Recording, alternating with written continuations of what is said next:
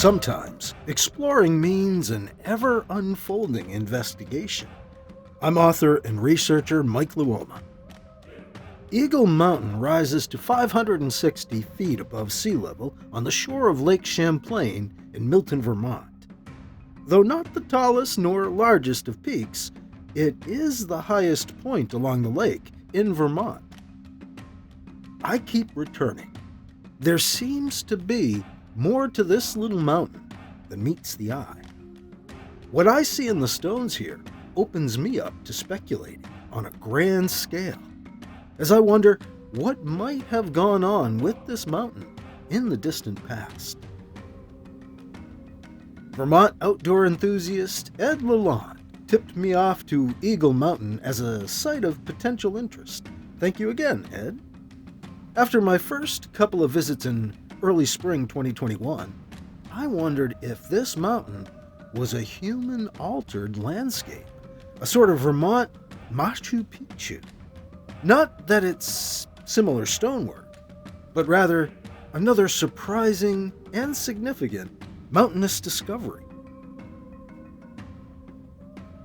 After 2 visits in March 2021 and a follow-up in April to reconfirm my forming hypotheses, I released my video presentation on YouTube in May, experiencing stone rows, stone piles, and possible megalithic work at Eagle Mountain in Milton, Vermont, and published my article, A Machu Picchu in Vermont, on Medium. I returned that September more to appreciate the space than to shoot new footage. I didn't really feel a need to. Though my video was almost an hour long, I still had a great deal of leftover footage from the spring. I showed fellow Stoneside investigator Josh Smart around Eagle Mountain in November, but didn't shoot anything. I generally don't when guiding or leading a field trip. Josh was not only supportive of my ideas, he found several possible winter solstice alignments that were new to me. I returned to Eagle Mountain again in April of 2022, then made 1 trip in the spring and 2 in the fall in 2023. I didn't return again until last November, 2024.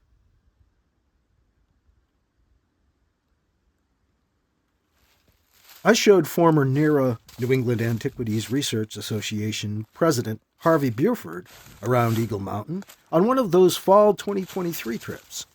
Unlike Josh, Harvey wasn't supportive of my ideas. He felt too much could be explained by natural processes. And I agree that one can explain away some of what I'm seeing as natural, the result of nature at work through erosion or the glaciers and such. But I also think, in general, we've discounted too much as natural over the years, based on a mistaken belief that this continent was a pristine wilderness. We've since learned there were millions of indigenous people here, taming and changing the landscape over thousands of years. But geology's concepts of natural work don't seem to have changed to keep pace with this knowledge, to allow for human agency as a parsimonious causal explanation. Learn more about the myth of the pristine wilderness and related false assumptions in my video on Yankee lore.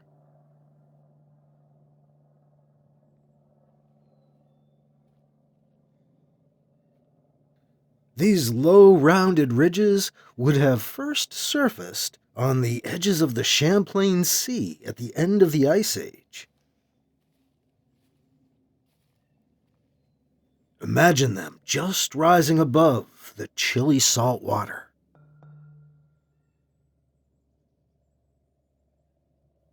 This rounded ridge has a stone row built atop it. The prevalent myth in Vermont used to be that no Indians lived here, but archaeological digs in the 1990s presented evidence of nearly constant indigenous habitation in the Champlain Valley, going back to the end of the Ice Age.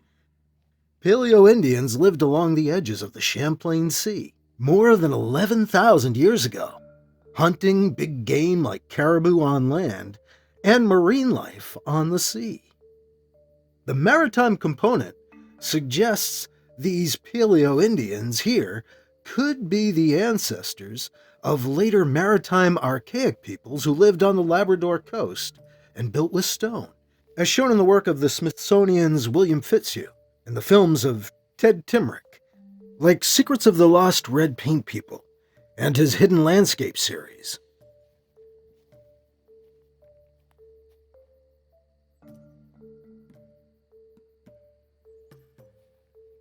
It looks like the stone row once continued along off the ridge and on across the hillside. The hiking trail crosses its former path, and we see it pick up again to the right. I followed along to the right in my first video, if you'd like to see more of what's off in that direction.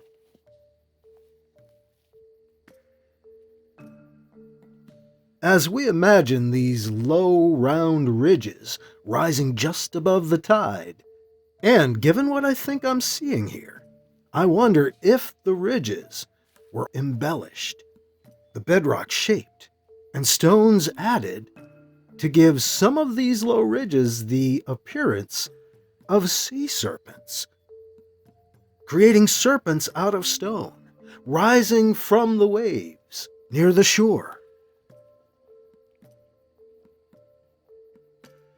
Paleo-Indian artifacts have been recovered in this area.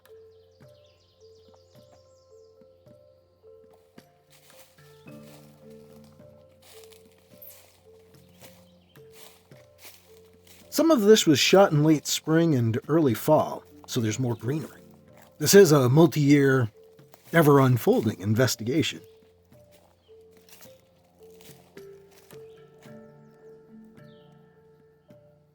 Though there's barbed wire and wood post evidence this stone row was later adapted for agricultural use, it's too low to have been constructed for any sort of containment on its own.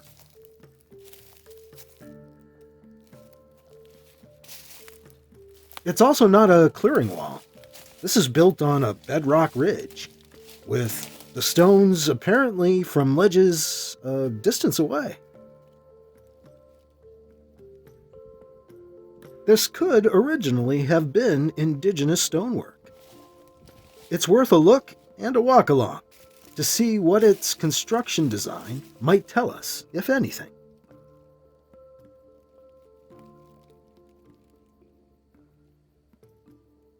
If you've made it this far in, you're likely at least aware of the idea the indigenous peoples of northeastern North America may have worked with stone, whether you accept the concept or not. If you'd like, you can get more basic information in episodes 1 and 5 of my series, Ancient Stone Mysteries of New England, on the YouTube channel.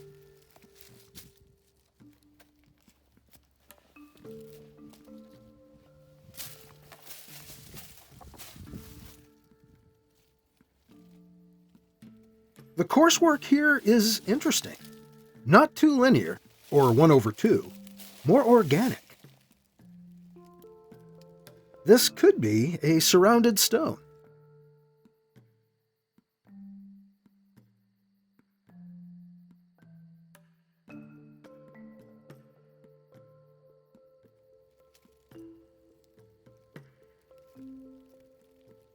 The stonework tradition of their potential descendants in the maritime archaic creates a likelihood the Paleo-Indians of the Champlain Valley worked with stone as well. This may even be a tradition which began here in the Champlain Valley, where caribou hunters, familiar with constructing stone game drives and such, also developed a maritime component to their lifestyle. Living on this sea for over 1,000 years, who knows how far they traveled on the water? Paleo-Indians proved remarkably mobile. They may have spread this culture along coastlines near and far.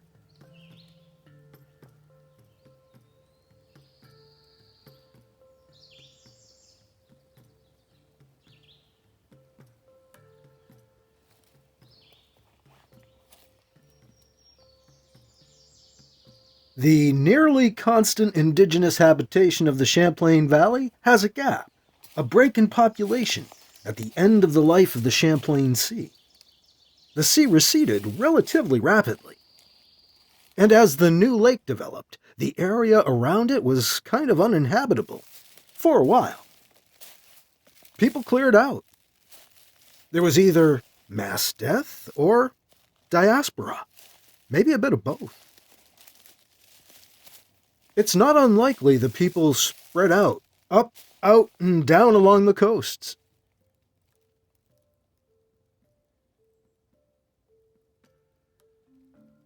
The Champlain Sea was cut off from the Atlantic because, freed of the weight of the ice sheets, the land was actually rising. The Earth's crust bouncing back. It's called isostatic rebound. Places once on the shore of the Champlain Sea are now 400 to 500 feet above sea level in this area. Like the sea receding, this also happened relatively rapidly. This must have been striking to the eventually returning peoples in search of the places of their ancestors, finding those places now at higher elevations and altitudes. Could some form of stoneworking ancestor worship have resulted from this transformation? We seem to find stone prayers near the former shores of glacial lakes and seas, and some identify indigenous stone rows as serpent effigies. This could reflect a Serpent Ridge background history for later serpent rows made out of stone. This could be another surrounded stone. Is this meant to look like the scaled head and eye of a serpent?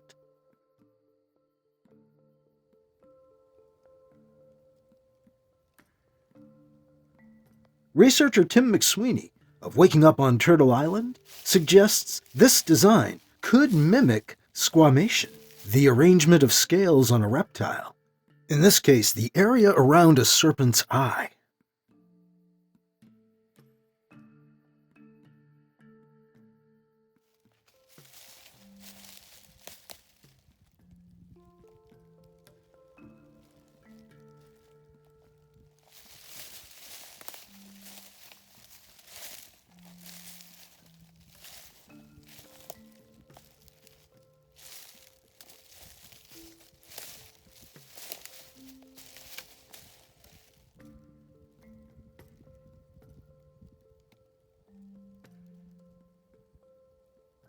None of this is to suggest the stonework in this stone row dates back to the Ice Age.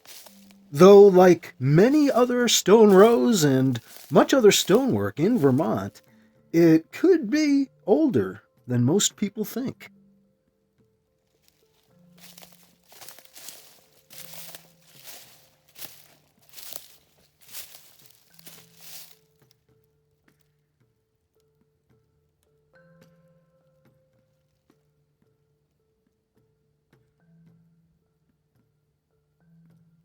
It's not far-fetched to suggest indigenous stone-building traditions could date back to forms of ancestor worship following the Ice Age, though it is admittedly more speculative to suggest Paleo-Indians could have been shaping low ridges near the shore to resemble sea serpents.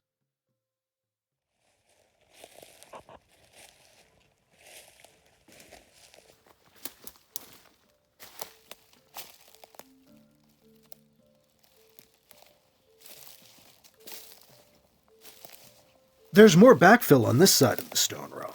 Designs aren't as evident on this uphill side.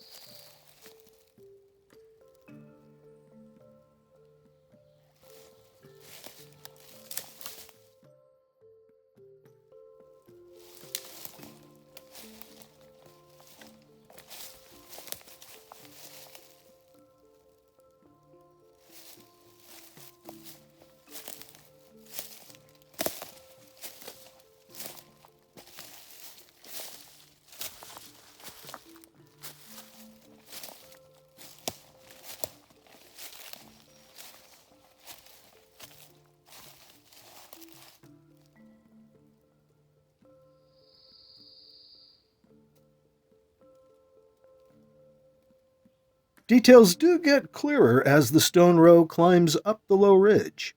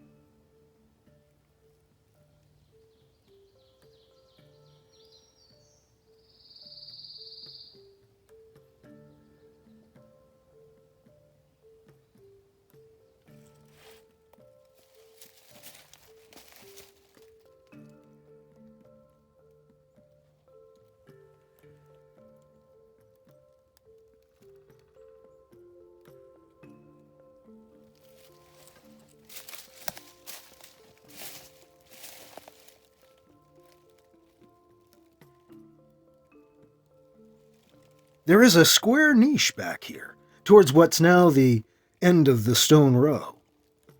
I wonder if that's original construction or a later adaptation to mount a post-it. We may see a second square niche next to it as well. The stone row's later obvious adaptations don't disqualify its potential origins as an indigenous stonework. If anything, the posts and barbed wire demonstrates the stone row's inadequacy as a containment barrier.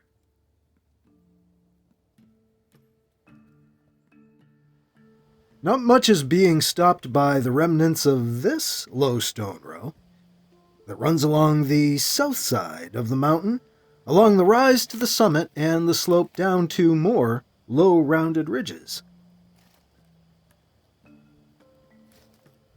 Any purpose it once had is now lost to us. Or maybe it predated the farms and, without any real utility, was simply left to tumble down.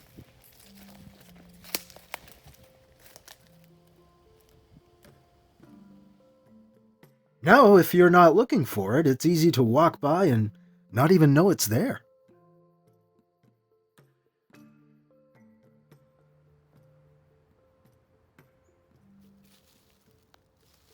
Could this be older indigenous work?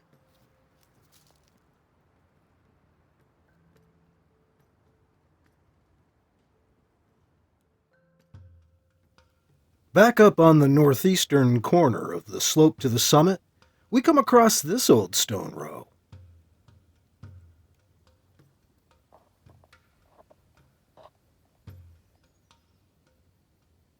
The first stone row we saw seems to intersect with this one just downhill a ways. That looks like it angling off to the upper right.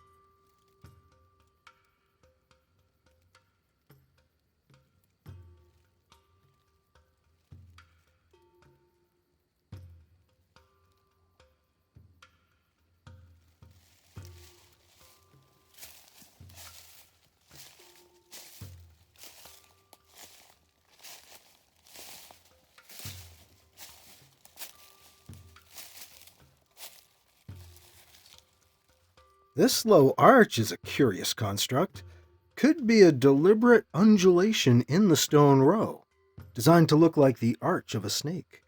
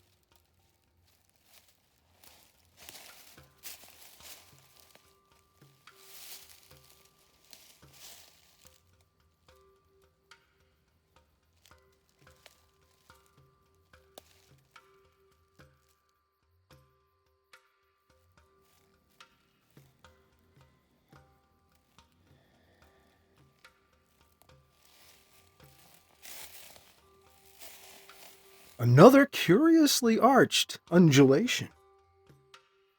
Maybe another surrounded stone.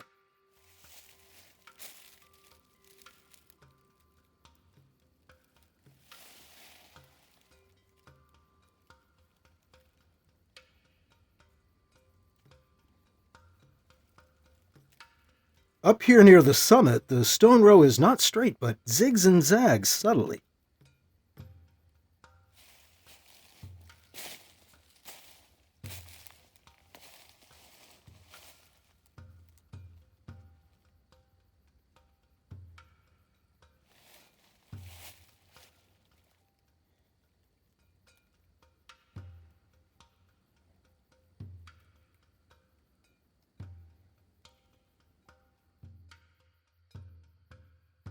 I don't know if you can tell how sharply this is rising.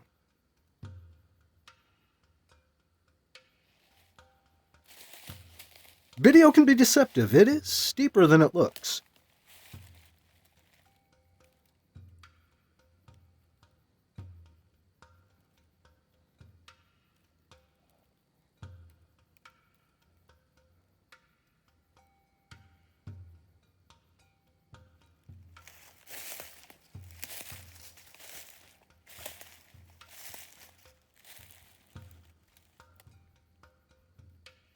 This low stone row goes all the way up to the summit.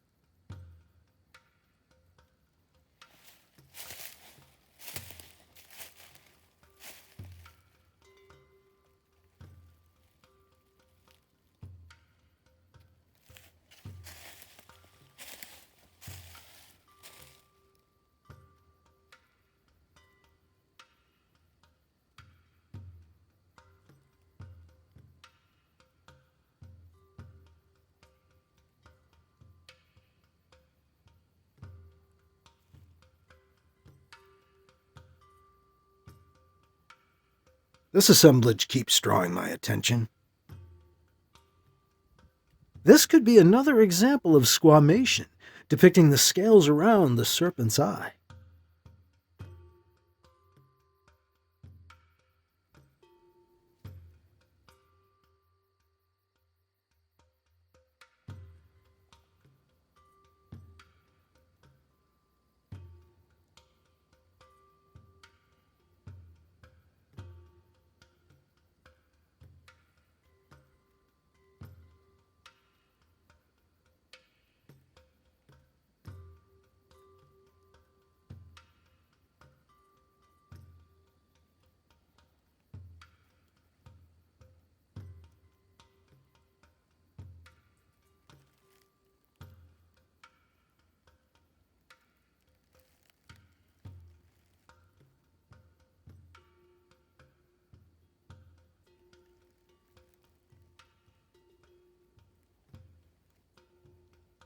As I said, the stone row continues all the way up to the summit.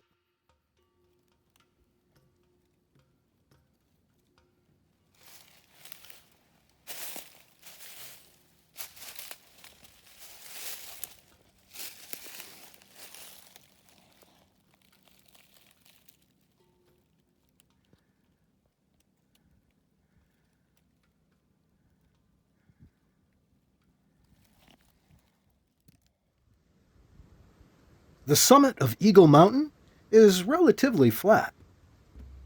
There are 2 prominent stone piles on the summit and 3 or 4 smaller piles or remnants of piles around them.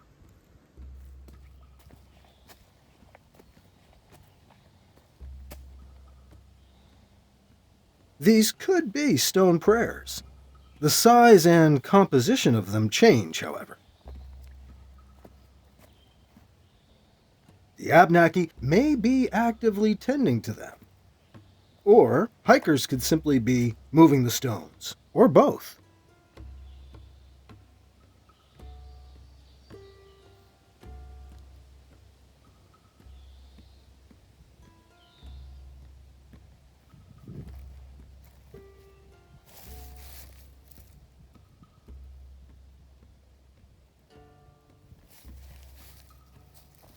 This is spring 2023.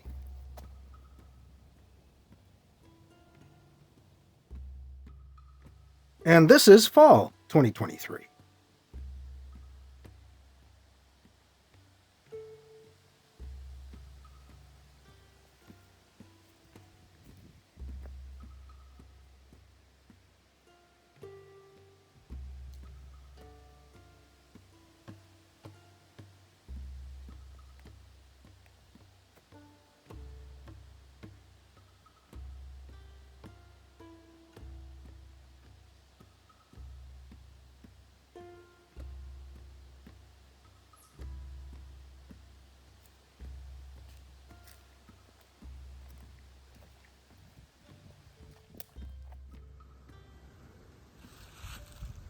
A look around the summit in November 2024 reveals that, although this isn't an incredibly tall mountain at 560 feet, it is high enough to command a view out to all sides for some distance, especially out over Lake Champlain.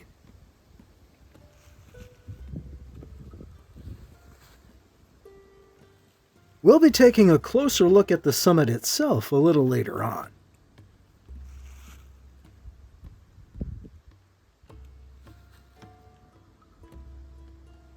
In September of 2023, I found a low stone pile amidst the low rounded ridges on the slopes south of the summit, on the Mossy Ledge Trail no less.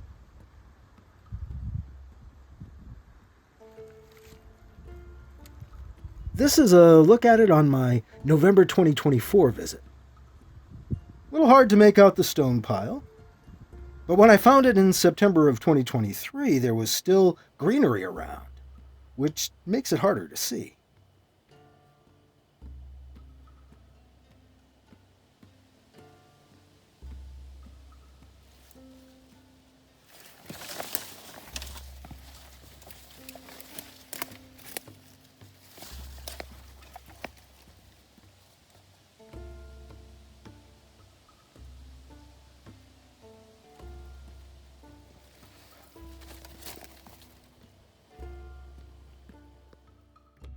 Out of respect to potential stone prayers, I generally don't disturb stonework, even to pull fallen branches off.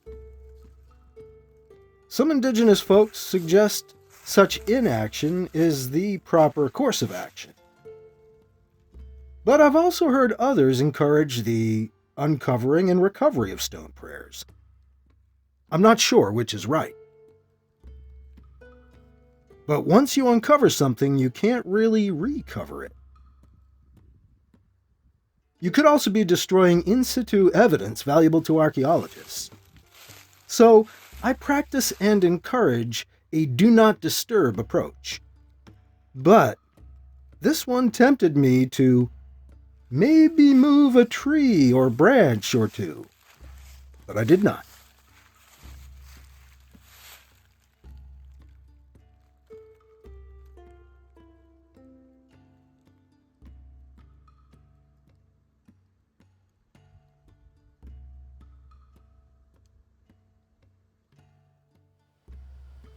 Here you see it again in 2023 with the greenery.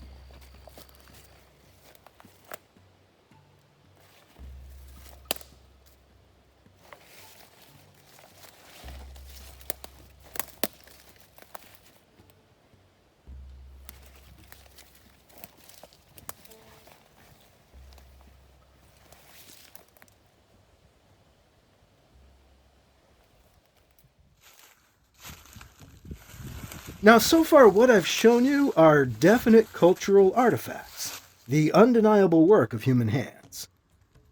Though whose hands is not certain. The possibility those hands were indigenous deserves consideration.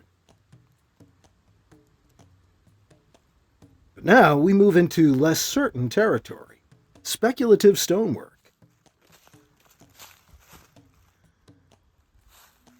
Perhaps explainable by natural processes, but also perhaps the work of ancient human hands.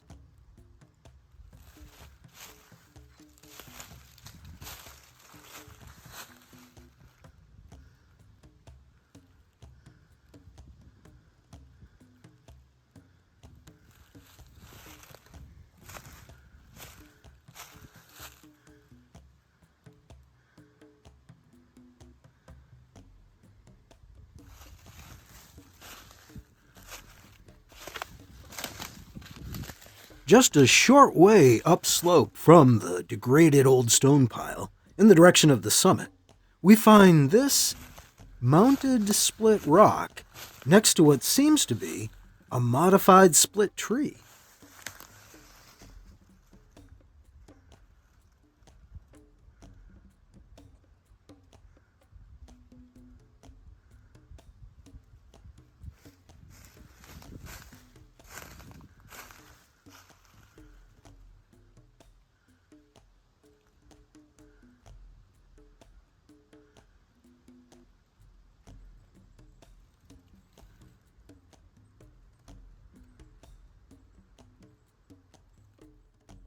There is certainly debate over whether split stones like this are just natural, or if they could be man-made artifacts.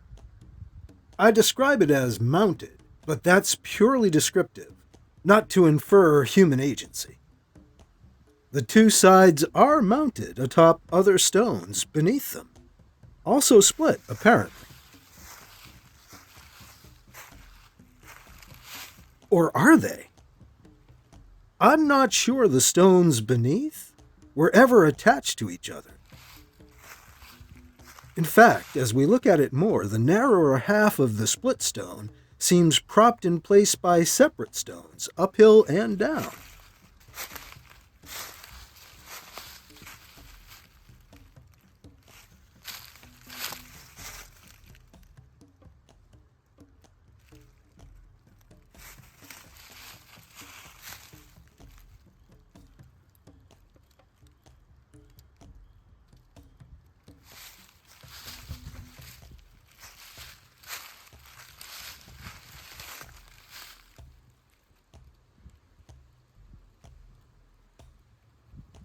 The closer we look, the more this appears potentially constructed.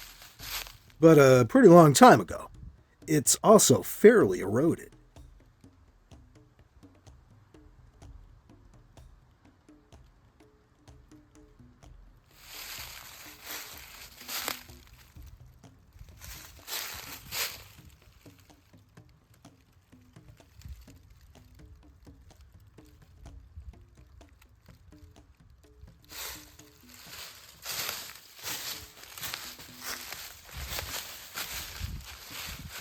Now, as designed as this might seem, I would grant that it could simply be the product of the glaciers and erosion at work.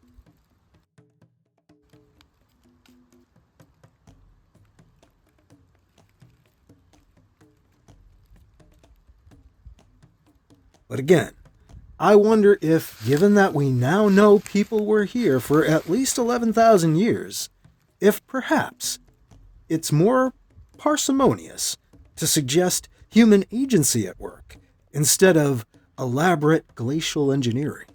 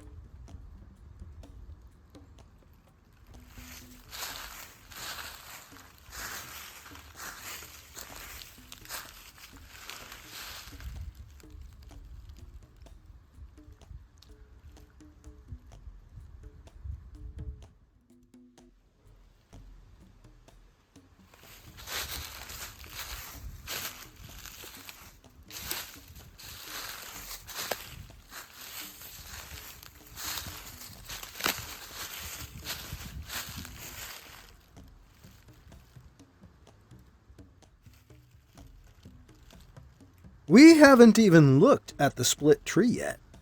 This is almost perfectly split and does suggest humans did this. How far back? Maybe 100 years? I'm not sure. Certainly much more recent work than the split rock, but also an apparent silent acknowledgement of the significance of the mounted split stone.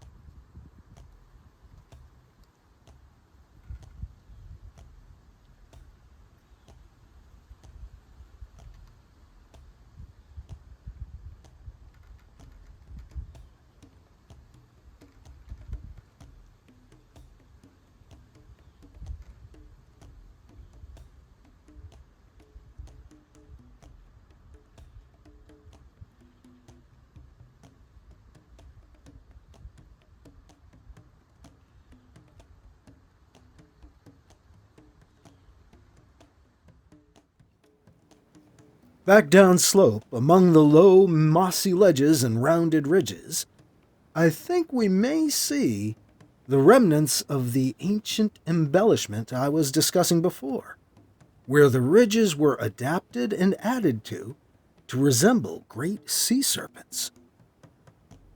This is usually where I'm cautioned against pareidolia, which is our innate human ability, or tendency, to see patterns and shapes in inanimate objects. And some of this may just be natural, but the form suggests a designed appearance. But there are some elements which appear to be constructed. This area here is interesting at the southernmost tips of these low ridges. This large outcrop might resemble a serpent's head.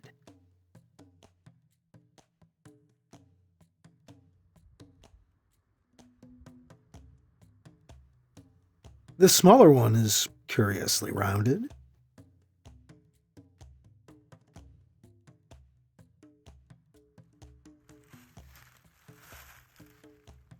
And this one appears to be mounted into place.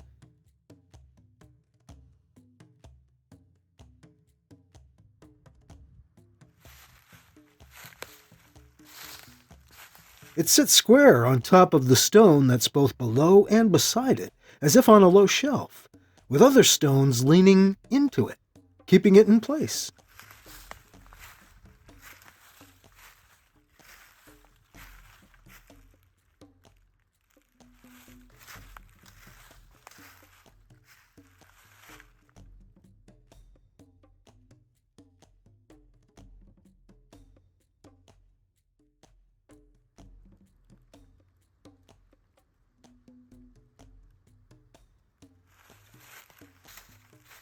This stone is neatly triangular.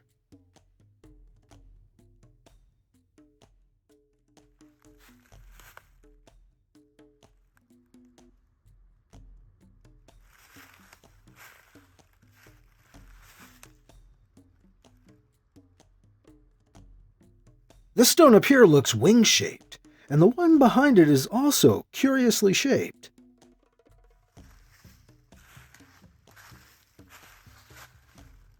The possible wingstone is pretty thick, uniformly so. It didn't erode into this form in this position.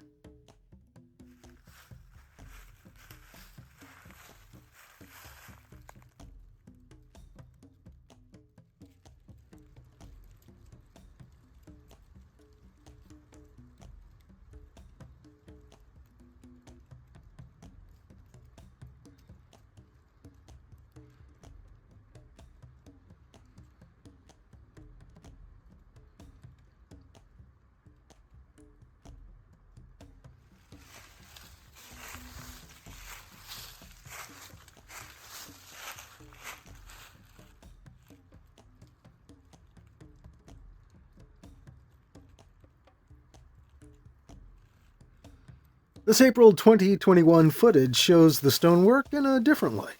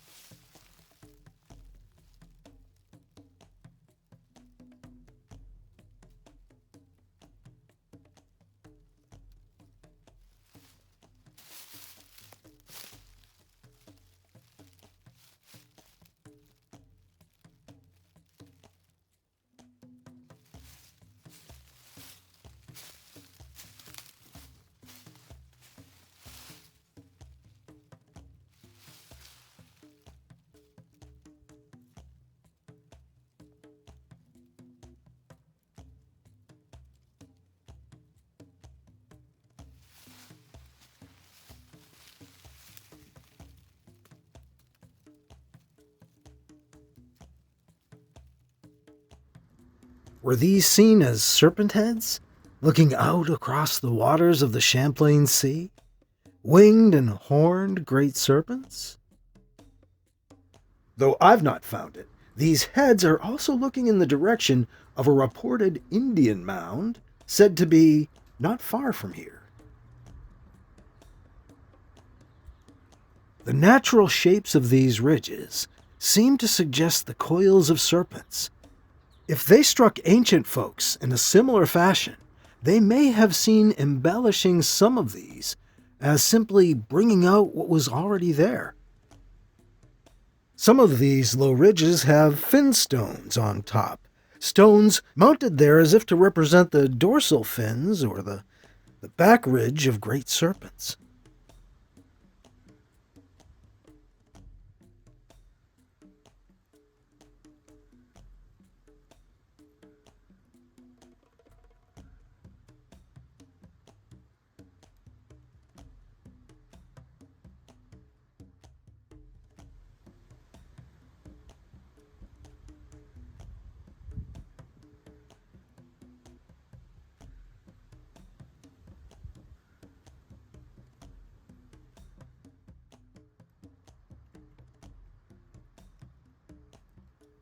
Most people aren't accustomed to thinking like this.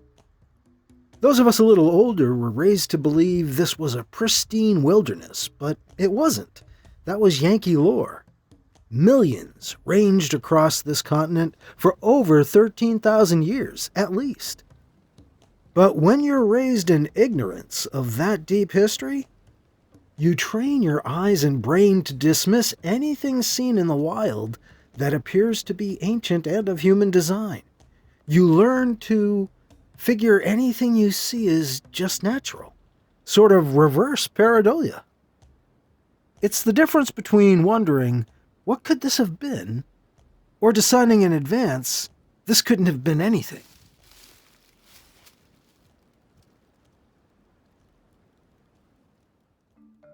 One low ridge begins among the lower mossy ledges and winds in a serpentine fashion northwest uphill towards the summit. While likely natural in origin, there are places where it looks altered and perhaps constructed.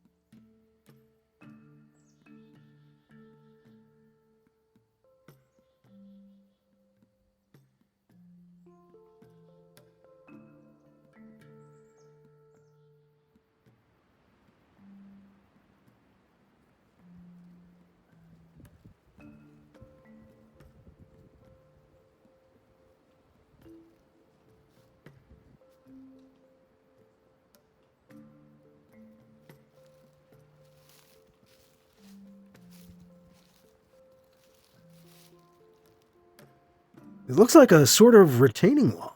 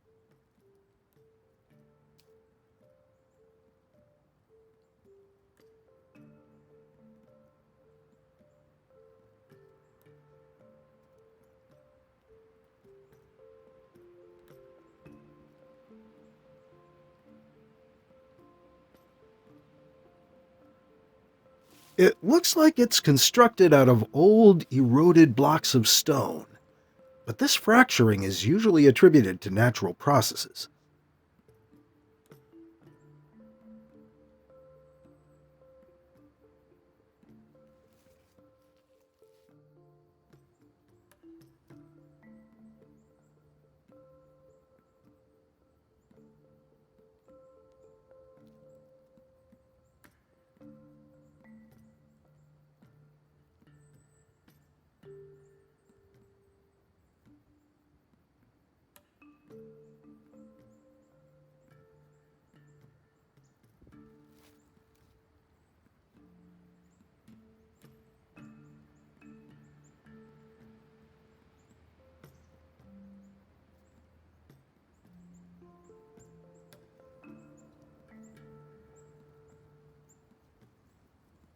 This triangular extension off the wall is intriguing.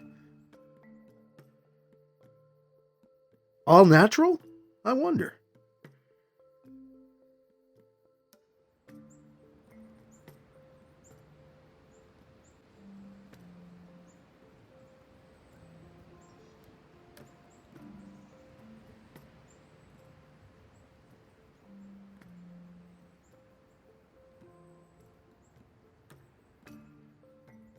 This long stretch of ridge wall drops down for a time with a very serpent head-like rounded corner. The wall then disappears in a break utilized by the hiking trail, and begins again on the other side of the trail, once again heading towards the summit.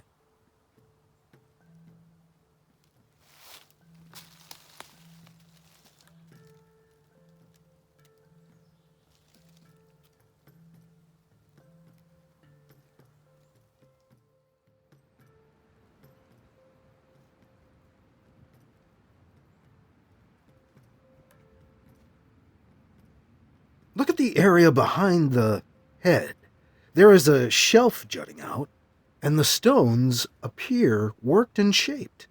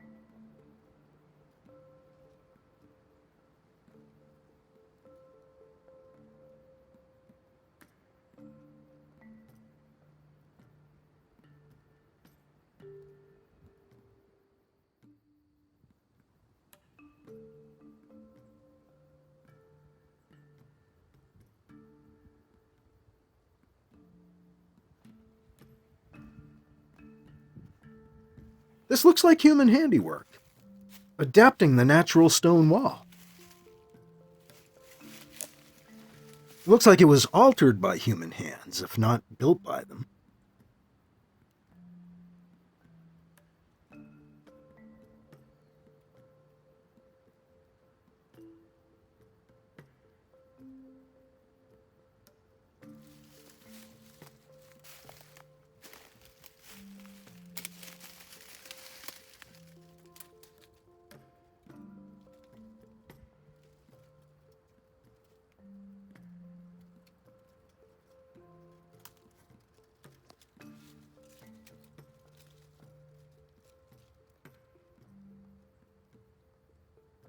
As we head back towards the summit, we pass intriguing outcrops of stone. Again, this could all be the result of natural processes, but there seems to be something more going on, perhaps guided by human agency.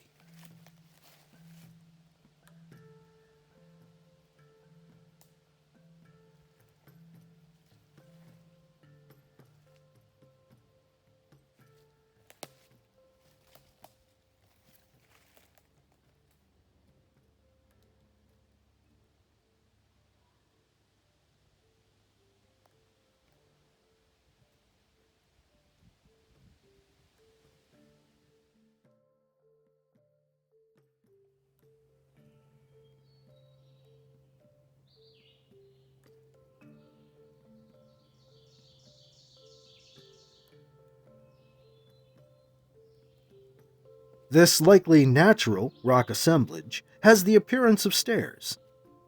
The trail to the summit passes by them to the right.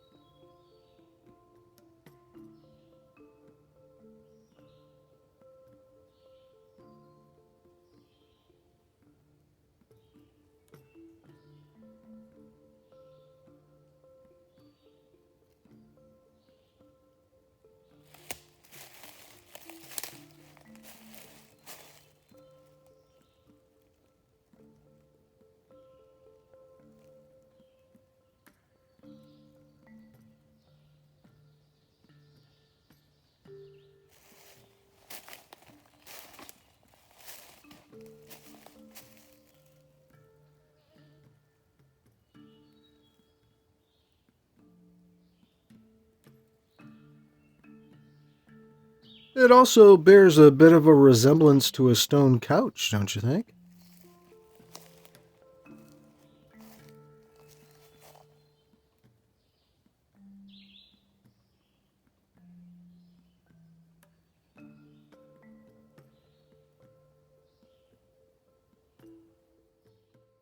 On the other side of the trail, the summit starts to rise.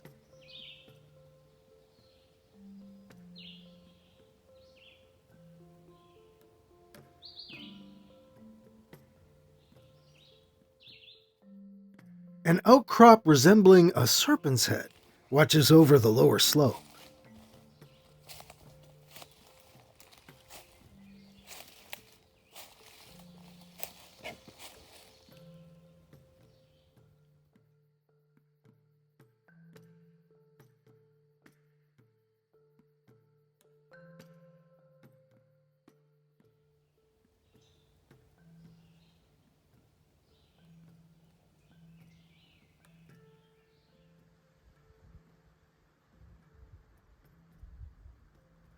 This reminds me of similar possible serpent heads portrayed nearby, like at Naquette Bay, on the lake 4 to 5 miles south of here in Colchester.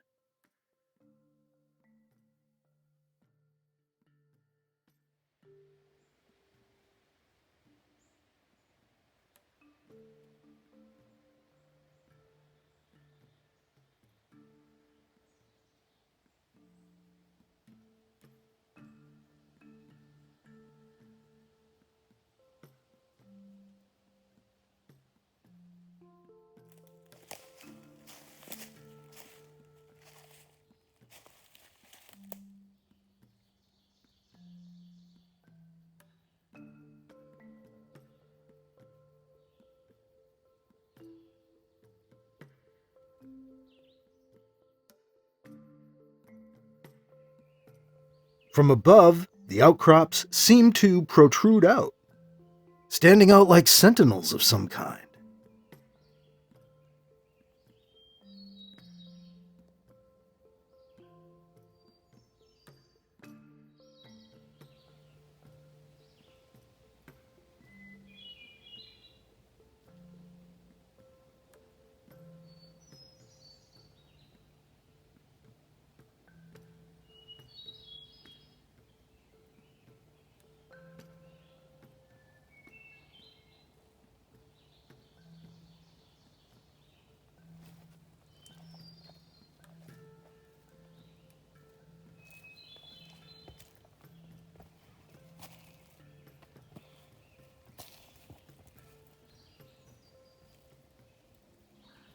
We've seen the stone piles and the flat top of the summit already.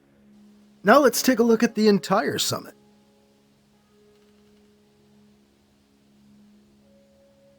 When I first visited Eagle Mountain in early spring 2021, I noted what seemed like large-scale stonework, megalithic work as I called it in my first video. There were also places where the stones seemed unusually squared off, as if cut.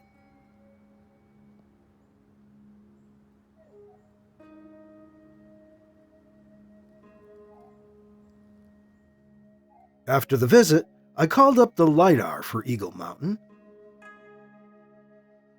What was I seeing here?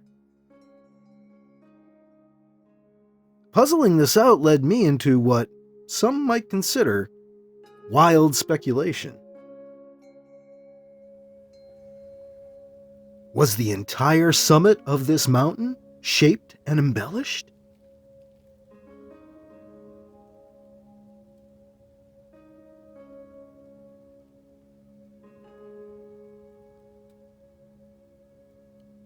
There are some unusually squared off areas around this summit. In fact, there are a great many unusual features around this summit.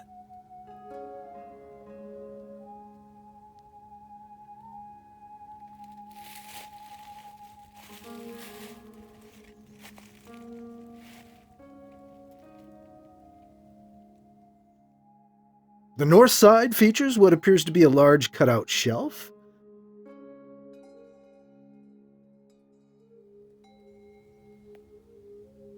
On which we seem to find a giant composite wing form.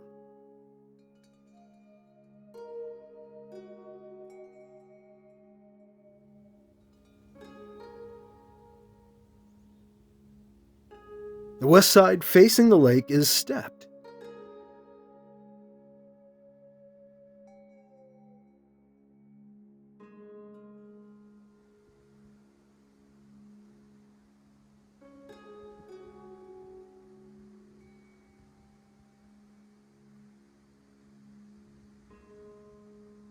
Some of these steps contain wing or fin-shaped stones, including one wing in an alcove form, a feature I've seen repeated around the shores of the old Champlain Sea.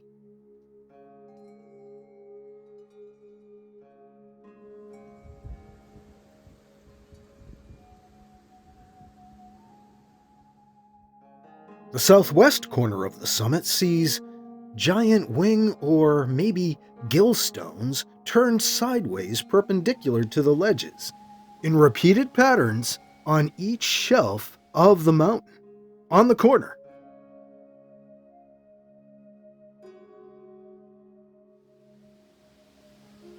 The stones growing larger each step down.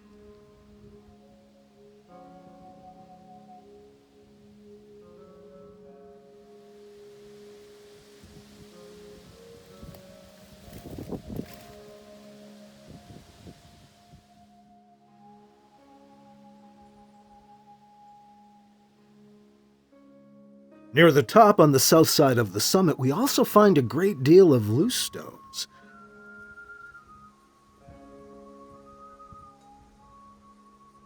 The top of the summit may have been added to, built up with additional stones.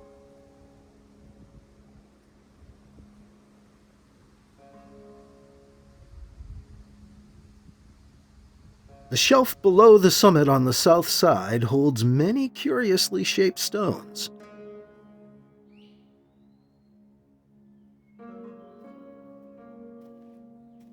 A pointer or wing stone directs us to the area where the possible Gill work sits on this level, near the southwest corner.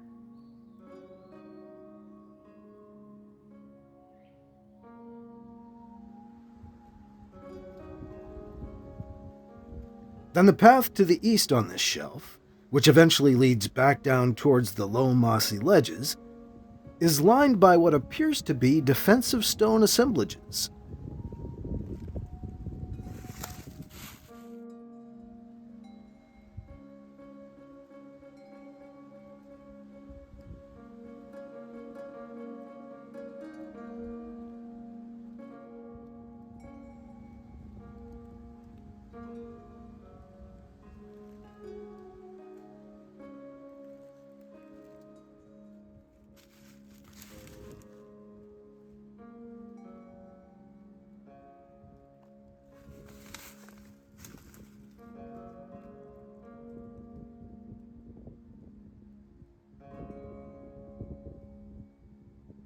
They almost look like crenellations from below, like the notches or teeth in the battlements of towers of medieval castles. Historians dismiss tales from early explorers and traders who recounted stories of Indian castles. But I wonder if they weren't seeing places like this. We're not that far from where Greylock's castle was said to be. Though I'm peering into the far distant past, there are more recent potential utilizations of a place like this.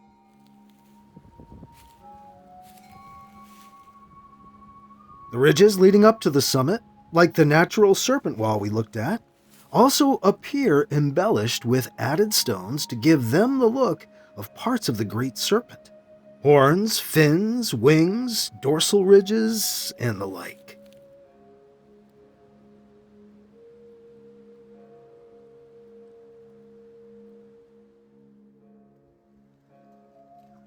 Many boulders and stones around the slopes of the south and eastern sides seem added to, in curious ways, with perched, propped, and pedestaled stones.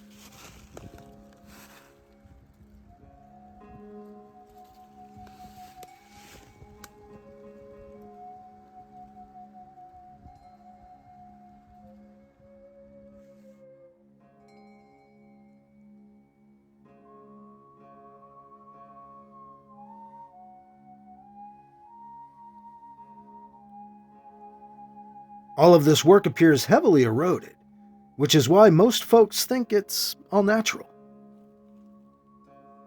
But all of which leads me to wonder if this small mountain was altered by human hands on a large scale to create an impressive and imposing ritual space on the shores of the Champlain Sea after the end of the Ice Age. This may even have been an island just off the shore at that time.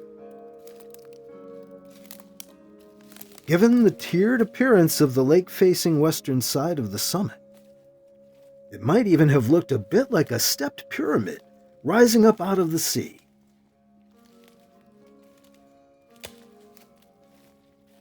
Let's take a closer look at a couple of these speculative stone features.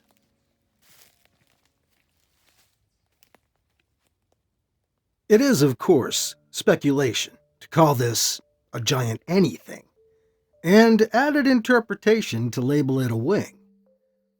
Yet that's what I saw when I first spotted this from the summit on a September 2021 visit, a large-scale composite wing form. My next visit next April, following a stone road to the summit as you saw earlier, brought me up onto the wing form itself. An opportunity to have a closer look.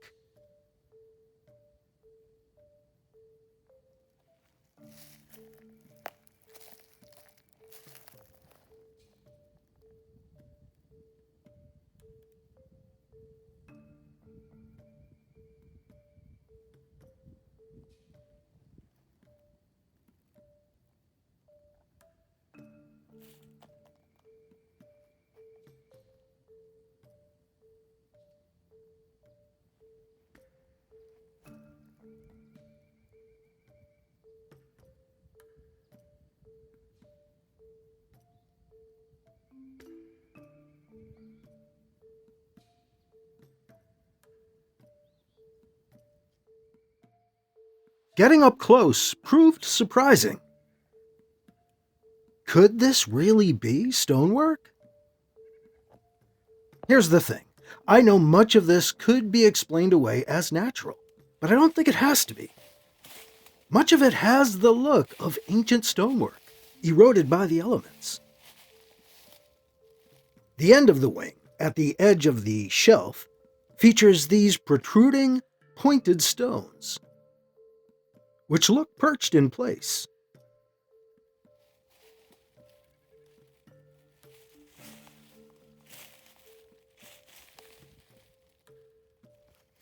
Coming back around to the front of the wing, the cornerstones also look like they've been built up here, propped in place.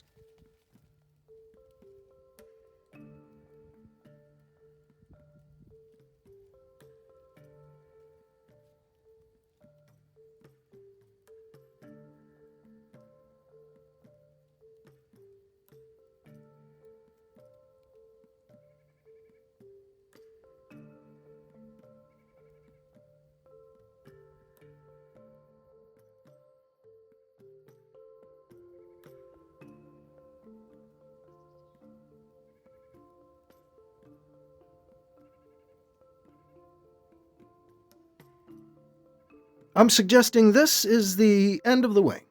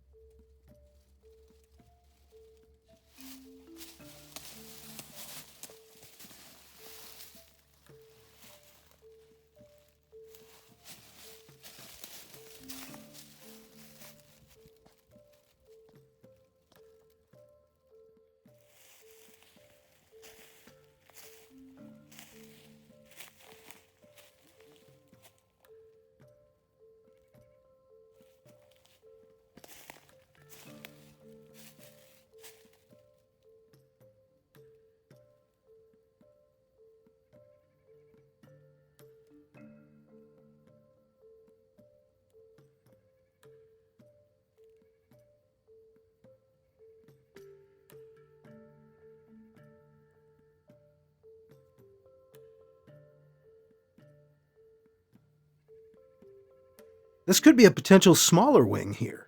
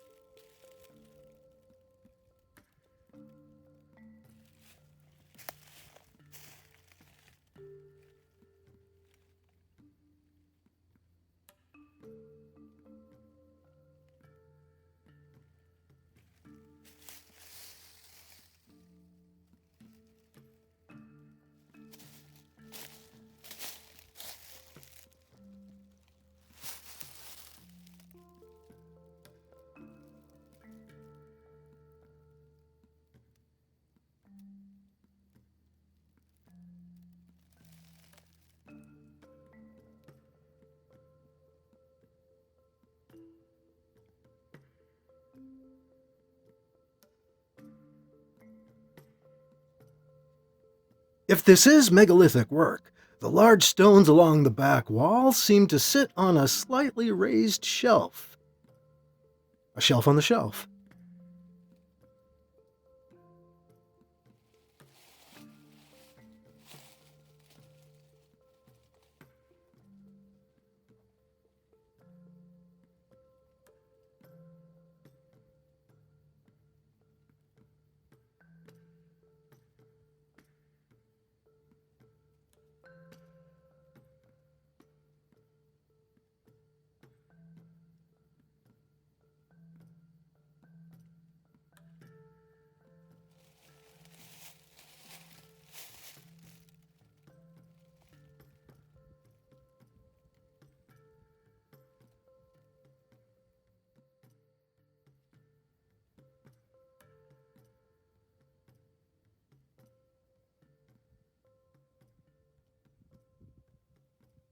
The giant form could be seen from off in the distance, but there are also shaped stones here on the shelf, suggesting the space was used as well.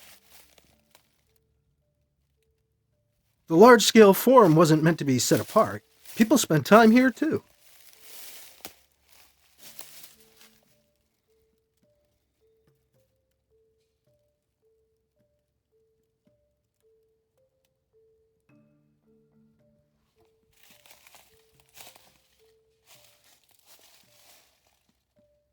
We even see what may be a serpent form here on the shelf.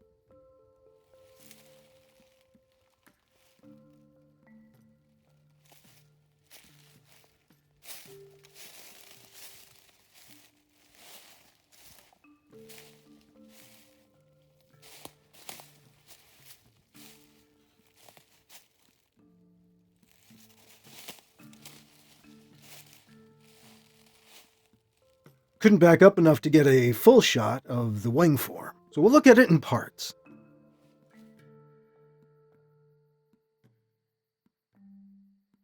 Did ancient Paleo-Indians perhaps shape, add to, embellish already remarkable natural work to bring out forms the rocks evoked?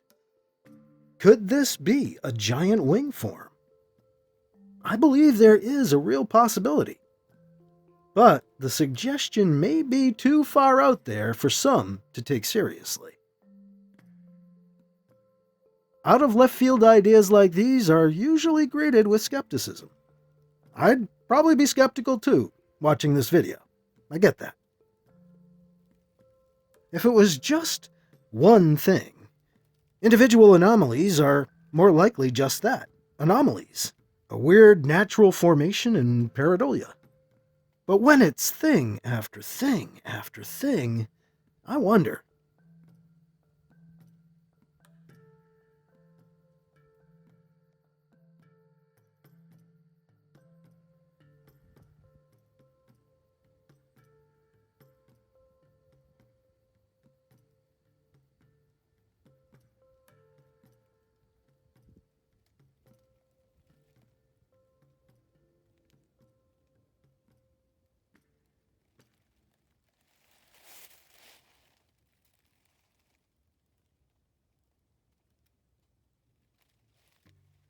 Up here on the summit, we find odd stone formations in prominent places. This sort of half-wing-shaped outcrop is just above the summit end of the giant wing shape, on the edge of the step-down to the shelf.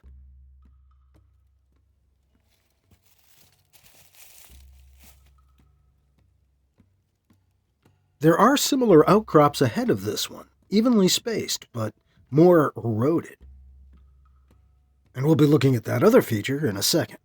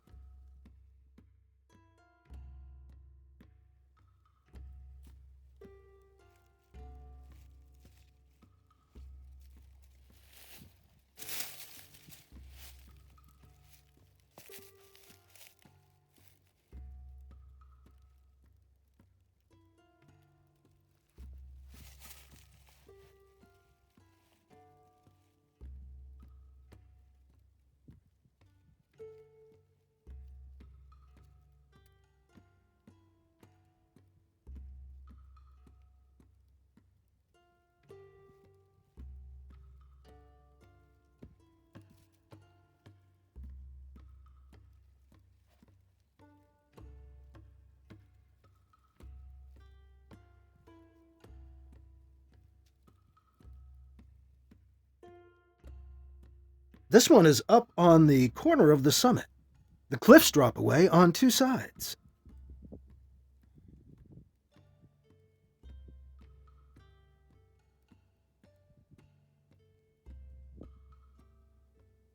I'm not sure this was meant to be anything. Hard to say in this case. Looking back to the eastern side of the summit, away from the lake, the stones sloping down off the summit along the back look curiously shaped, with seemingly serpent-like undulations along the top. Such strangely square corners to the summit.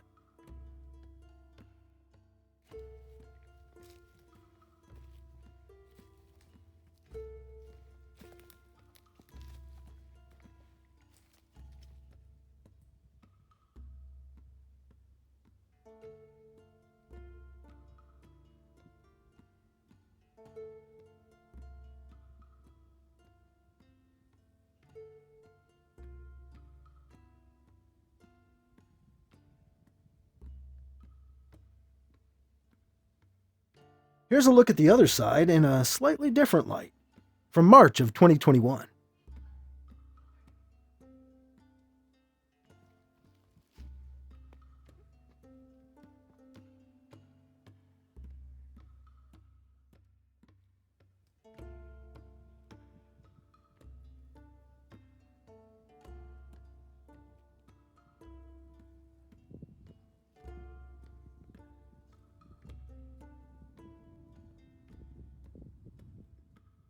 From here we can see out and down across the stepped front of the lakeside of the summit, down to the first big step around the summit.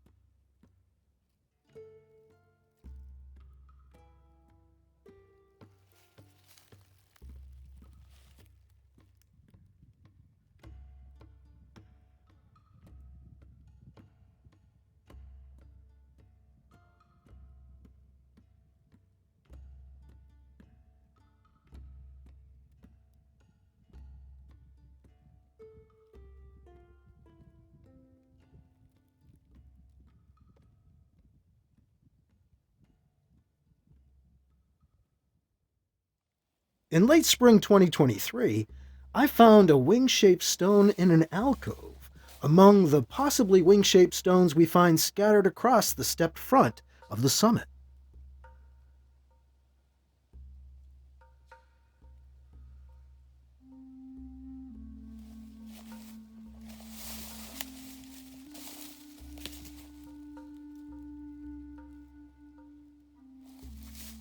Perched wing or fin-shaped stones in alcoves are features I've been seeing around Lake Champlain, usually at heights which lead me to associate them with the shore of the Champlain Sea.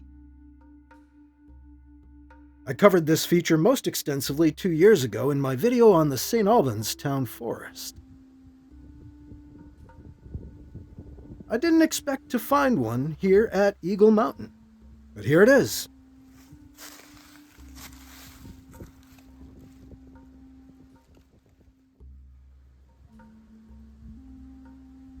It shows up more clearly in this video from last November. I showed a little bit of this earlier.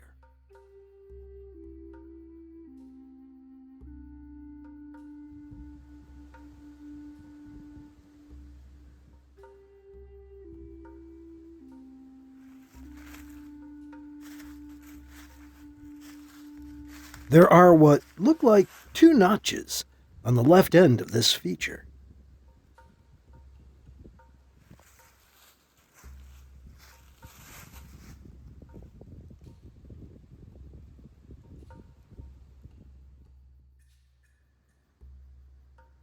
As mentioned, there are wing-shaped stones spread out across the front terraces of the summit.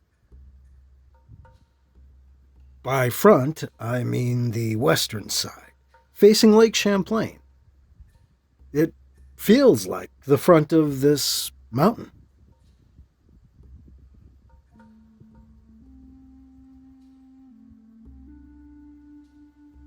Like the wing-shaped stone in an alcove, these wing shapes aren't built so much as shaped from existing outcrops.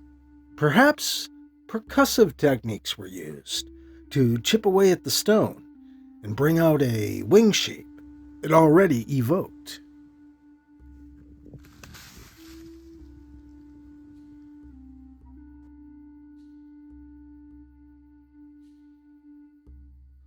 And given their state, unlike the stone rows earlier, these may very well date back to the end of the Ice Age. Or that's my speculation.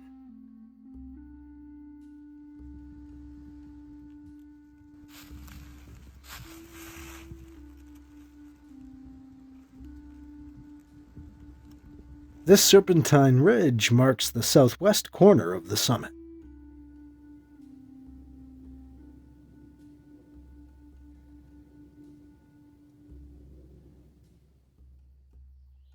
Around the corner on the south side, we find the possibly perched perpendicular stones showed earlier.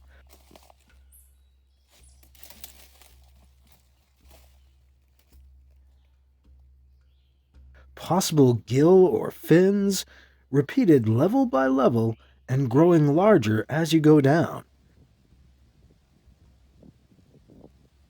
You'll find these covered in detail in the first Eagle Mountain video.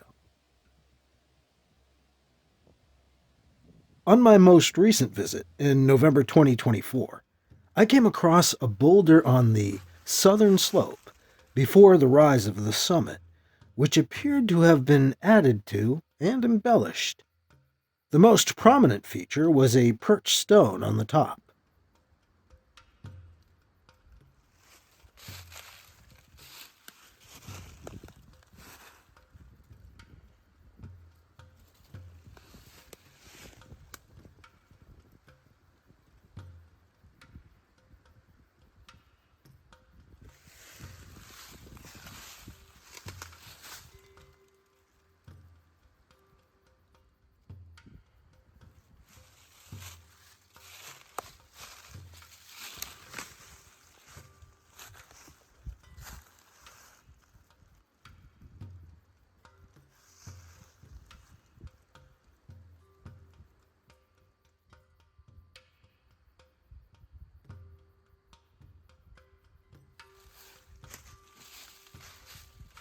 I didn't see anything too remarkable about the rock outcrop the stone was perched on.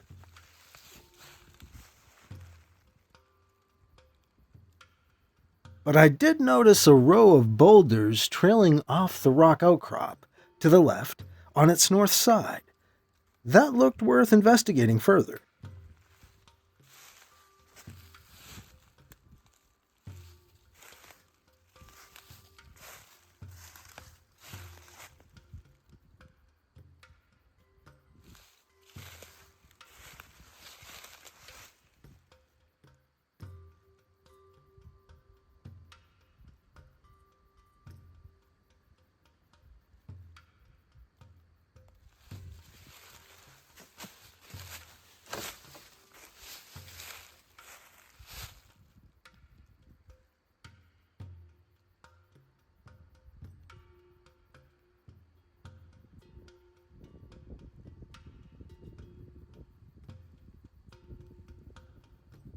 The boulder row curves slightly away to the left.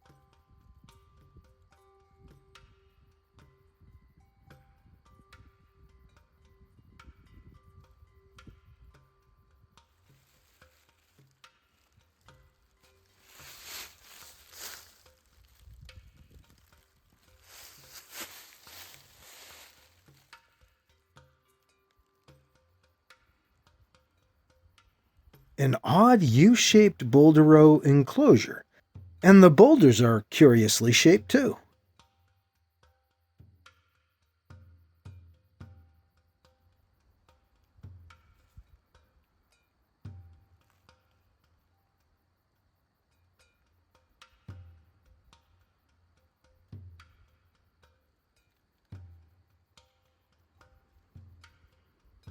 This one is very wing-like.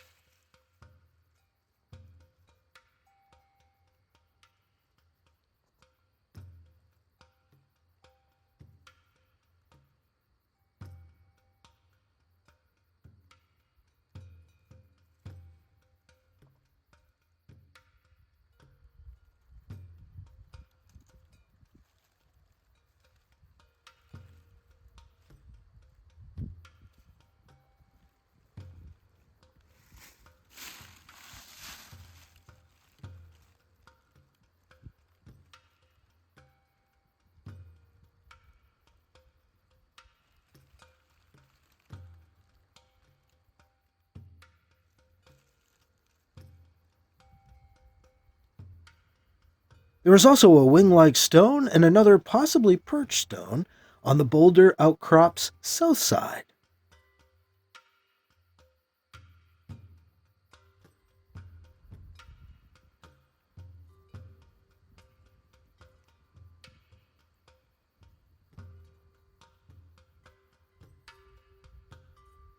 When we come around to the side of this feature, we can see the perched stone is almost butterfly-shaped.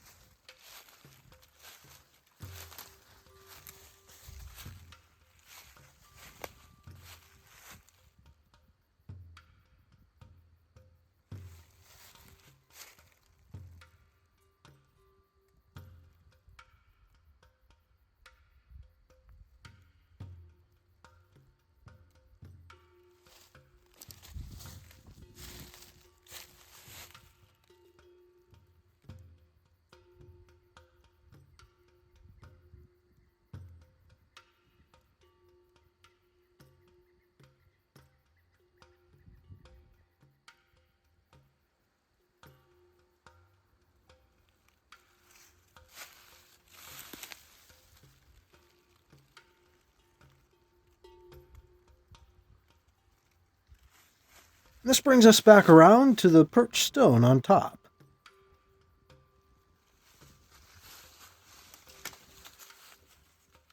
As this embellished boulder outcrop is a recent find, I'm not yet sure what its significance is, or what its different components signify, though they appear deliberate in their placement. And that embellished boulder was the last thing I looked at on my last trip to Eagle Mountain in Milton, Vermont, as I make this video presentation. I don't visit too often. Even when they're nearby, I don't think you should visit any special place too often. You don't want to make any part of it ordinary. Still, this special place stays on my mind.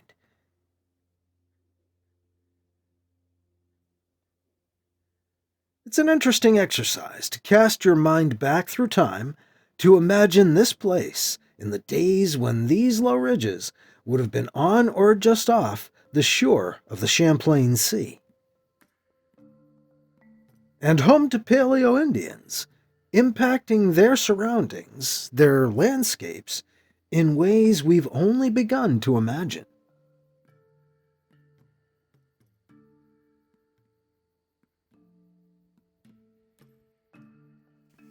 Did they shape these low ridges? Embellish this small mountain? Maybe, if you can shift from deciding this couldn't have been anything, to allow yourself to wonder, what could this have been?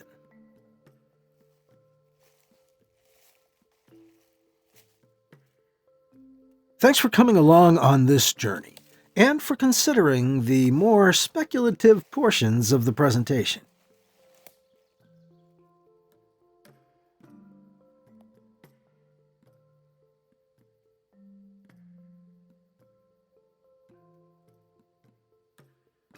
Find out more about our possibly ancient stonework in New England in video presentations on my YouTube channel, in our Facebook group, and in my book, Ancient Stone Mysteries of New England, available everywhere. Learn more at ancientstonemysteries.com.